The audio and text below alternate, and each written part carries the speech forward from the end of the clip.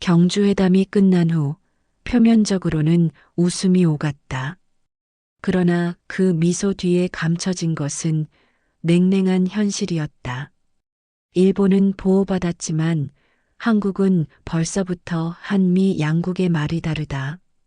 이 회담은 한미 동맹의 균열을 드러낼 결정적 사건이 될 수도 있다.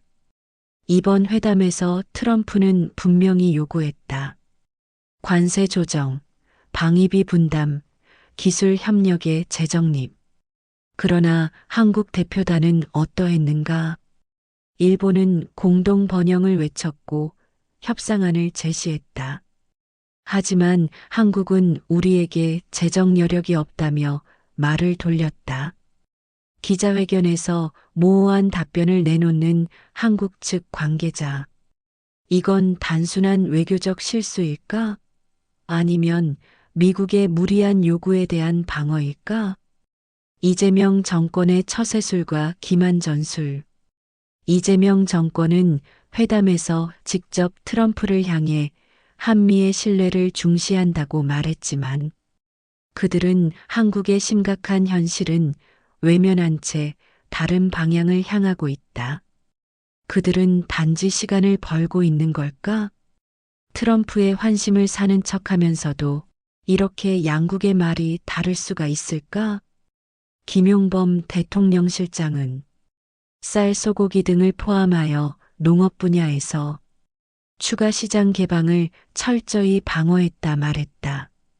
그런데 미상무부 장관 하워드 리트닉은 말하길 한국이 시장을 100% 완전히 개방하기로 합의했다 발표했다. 왜? 이리 양국의 말이 다르단 말인가? 이 정권 사람들은 기만술 정책을 펴고 있는 건가? 아니면 이것도 반미 정책인가? 이래가지고 미한 양국이 끝까지 갈 수나 있으려나? 걱정입니다. 미국 트럼프는 한국이 6천억 달러 이상 투자하기로 했다고 하고 한국은 양쪽 합의문도 없이 이것 굉장히 불길한 조짐을 보이고 있다. 11월 안에 합의문 한다고 했으나 일본과 다르게 한국은 돌아서서 엉뚱한 소리하고 있는 것 아닐까? 염려됩니다. 만약에 틀어진다면 일본을 살아나고 한국은 망한다. 이렇게 될까요? 이건 우연이 아니다. 극자들의 정치적 DNA는 기만의 생존술에 있다. 약속은 지킬 수 없다는 걸 알면서도 표정 하나로 상대를 안심시킨다. 이건 협상술이 아니라 북한식 전술이다. 아니길 바란다. 북한은 수십 년 동안 세계를 상대로 이 전략을 사용해왔다. 미소 외교, 대화 제의, 그 뒤에 감춰진 것은 늘 도발이었다. 이재명 정권은 바로 그 방식을 모방하고 있을까? 겉으로는 평화, 속으로는 준비된 배신. 한국 좌파 정권 내부의 붉은 뿌리는 결정적인 순간에 본심을 드러낸다. 지금의 한국 정권, 그리고 그 핵심 인물들의 행보를 보면 그들이 누구의 정신적 유산을 따르고 있는지 보인다. 그들은 자유민주주의보다 주체사상과 사회주의적 통제 시스템을 더 선호한다. 이는 단순한 정치 노선이 아니라 사상적 뿌리의 문제다. 총리와 그 주변 인물들, 그리고 민주당의 무조건 충성과 우파에 대한 적개심, 그들의 과거 행적을 보면 김일성 주체 사상과 깊게 연결된 흔적들이 있다. 이건 음모가 아니라 이미 공개된 사실의 조각들이다. 결국 그들의 본성은 드러나게 되어 있다. 그들은 미국식 자유질서 속에 서 있는 척하지만 속으로는 북한식 통제 사회를 꿈꾼다. 결말은 일본은 보호받고 한국은 버려질 수 있다. 경주회담의 또 다른 핵심은 선택과 배제였다. 트럼프는 일본을 선택했고 여차하면 한국을 제외시킬 수 있다. 왜일까? 일본은 미국의 경제 재건 구상에 협력하겠다는 의지를 보였다. 하지만 한국은 중립을 말하며 사실상 이탈의 신호를 보냈다. 미국 입장에서는 신뢰할 수 없는 동맹을 더는 짊어질 이유가 없다. 이제 세계 질서는 다시 정렬되고 있다. 미국은 일본을 중심으로 자유의 방패를 구축하고 한국은 그 바깥으로 밀려날 수 있다. 대만은 시진핑에게 양보하겠지. 단지 동북아 전쟁을 일으키는 촉매제가 된 것뿐이다. 이건 단순한 외교 실패가 아니다. 이건 의도된 버림이다. 버려지는 민족의 징조는 한국은 분열된 민족이 되었다. 좌파, 우파의 분열은 나라를 멸망으로 이끌고 있다. 한국은 한때 복음의 나라였다. 그러나 지금은 탐욕과 권력, 그리고 기만으로 가득 찼다. 지도자들은 하나님보다 권력을 섬기고 교회는 진리보다 세상의 인기와 성공을 쫓는다. 이재명과 같은 정치적 기만은 단지 개인의 문제가 아니다. 그건 이 나라의 영적 상태를 그대로 비춘 거울이다. 교회와 우파는 극단적으로 좌파를 몰아냈어야 했다. 하지만 실상은 우파는 뭉치지도 못하고 좌파의 기만 전술에 다 각각이며 힘의 구심점이 없다. 하나님은 거짓된 민족을 오래 참지 않으신다. 진리를 버리고 기만을 택한 나라는 결국 자신이 만든 함정 속으로 떨어진다. 한국이 버려지는 것은 단순한 국제 정치의 결과가 아니라 영적 타락의 심판이다. 싸울 줄 모르는 그들 탓이다. 여러분, 경주회담의 미소 뒤에 감춰진 냉혹한 현실. 그건 곧 우리 모두에게 던져진 경고의 나팔이다. 이재명 정권은 시간을 벌기 위해 트럼프의 비위를 맞췄다.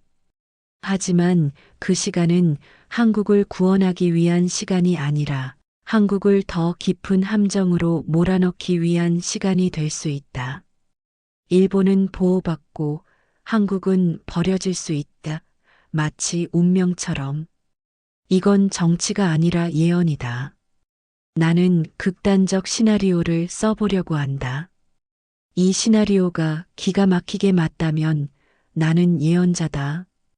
이재명 정권의 장기 배팅이 부르는 최악의 파국 시나리오. 국가부도의 도미노 효과. 약속의 덫. 한국 정부가 미국에 10년 이상 연간 200억 달러를 분할 납입하기로 했지만 이재명 정권의 무분별한 현금 살포 정책과 세계 경제의 극심한 침체가 겹치면서 예상보다 훨씬 빠르게 환율 폭등과 외화 유동성 위기가 찾아옵니다. 한국은 국가부도 위기에 직면하게 되고 이재명 정권은 국민의 생존이 우선이라며 대미 투자금 납입을 중단하고 불이행, 모러토리엄하거나 재협상을 공식 선언합니다. 이는 곧 미국에 대한 명백한 뒤통수 배실로 간주됩니다. 이 파국의 전개. 트럼프의 복수와 동맹의 종말. 트럼프의 경제적 복수 징벌 관세. 트럼프 대통령은 이 약속 파기를 국가 간 신뢰를 깬 행위로 규정하고 즉각적으로 최고 수준의 징벌적 관세를 발동할 것입니다. 관세 50%, 폭탄 기존 15% 관세는 무효화되고 자동차, 철강, 반도체 등 모든 한국산 제품에 25%를 넘어 50%에 육박하는 관세를 부과하여 한국의 대미 수출기를 완전히 봉쇄합니다. WTO 탈퇴 위협. 한국이 WTO 등에 제소하려 하면 트럼프는 WTO 탈퇴를 위협하거나 무시하고 일방적인 보호무역 조치를 강행합니다. 한국 기업들은 미국 시장에서 완전히 퇴출됩니다. 극좌 세력의 최종 주장 동맹 해체. 경제 파국이 현실화되면 이재명 정권과 그 지지 세력 극자들은 이를 미국의 경제 침략과 동맹의 배신 탓으로 돌리며 내부 결집을 유도합니다. 미군 철수 및 기지 환수를 주장하고 이들은 배신자 미국을 더 이상 신뢰할 수 없다며 주한미군에 대한 철수 압박을 노골화하고 한국에 있는 미군 기지 토지에 대한 환수권 주장을 통해 동맹 해체를 기정사실화하려 시도할 것입니다. 3. 최종 결과 한국의 고립과 일본의 부상. 이 시나리오는 한국의 국제적 지위와 경제적 운명을 극단적인 나락으로 떨어뜨릴 것입니다. 주체 결과 예언적 의미. 한국 국제적 신뢰 상실 및 경제적 고립 뒤통수를 친 배신자 낙인이 찍혀 국제 금융시장과 투자자들에게 외면당합니다. 미국 시장 상실과 중국 시장의 불투명성으로 인해 샌드위치 신세를 넘어 고립된 섬으로 전락합니다. 딥스들의 3차 대전 계획은 명확하고 한국은 덫에 빠지고 큰 환란이 닥치고 미국은 좌파 정권에 대한 믿을 수 없는 행동에 대하여 등을 돌리게 될 것입니다. 미국은 징벌적 관세로 자국 산업을 보호하고 한국의 시장을 대신할 새로운 동맹을 찾아 나섭니다. 일본의 동부가 패권이 부활하고 트럼프는 한국을 버리고 일본을 가장 신뢰할 수 있는 아시아 동맹으로 공식 인정합니다. 미국의 자본과 기술, 그리고 한국에서 빠져나온 글로벌 공급망이 일본으로 대거 이동하여 일본은 동북아에서 경제적 지정학적 리더십을 회복합니다. 예언의 최종 결론은 이재명 정권의 장기적, 이념적 목표를 위한 위험한 베팅은 결국 한국의 경제적 자멸과 동맹국의 파탄이라는 최악의 부메랑이 되어 돌아올 것이다. 한국은 잃을 것이 없는 이념적 목적을 추구한 대가로 수십 년간 쌓아 올린 경제적 기반을 잃고 죽음에 이르게 될 것입니다. 나는 멀리서 불길한 한국의 운명을 바라본다. 나는 매일 기도할 것이다. 이렇게 되지 않기를. 지금 우리는 세계 경제가 부흥하는 시기가 아니다. 글로벌리스트들은 오히려 축소를 꿈꾼다. 최악의 시나리오가 현실화될 수 있는 위험 요인들. 1. 전 세계적인 경제 침체 심화. 투자 자금 조달의 압박. 한국이 10년에 걸쳐 분할 납입하기로 한 연간 200억 달러는 세계 경제가 순항할 때도 부담스러운 금액입니다. 글로벌 경기 침체, 특히 대중 수출 부진이 심화될 경우 한국의 외환 보유액이 크게 줄어들고 환율이 폭등하면서 이 약속된 금액을 조달하는 것 자체가 국가 재정에 치명적인 압박으로 작용할 수 있습니다. IMF와 위기 재발 우려 말씀대로 환율 불안과 수출 부진이 겹치면 외국인 투자 자금이 대거 이탈하면서 외화 유동성 위기가 현실화될 위험이 있습니다. 2. 정치적 이념과 경제적 현실의 충돌. 이재명 정권은 경제 위기가 극에 달했을 때 외세에 약속한 돈 때문에 국민이 굶주릴 수 없다는 민족주의적 명분을 내세우며 납입 중단 결정을 내릴 수 있습니다. 이는 내부 지지층을 결집시키는 동시에 미국과의 동맹 해체라는 이념적 목표를 달성하기 위한 마지막 카드가 될 수 있습니다. 그렇다면 트럼프 대통령의 거래의 기술은 약속, 불이행에 대해 자비 없는 보복으로 응징하는 것입니다. 납입 중단은 곧바로 징벌적 관세의 15% 이상 발동의 명분이 되며 이는 미국과의 경제적 끝장으로 이어집니다. 3.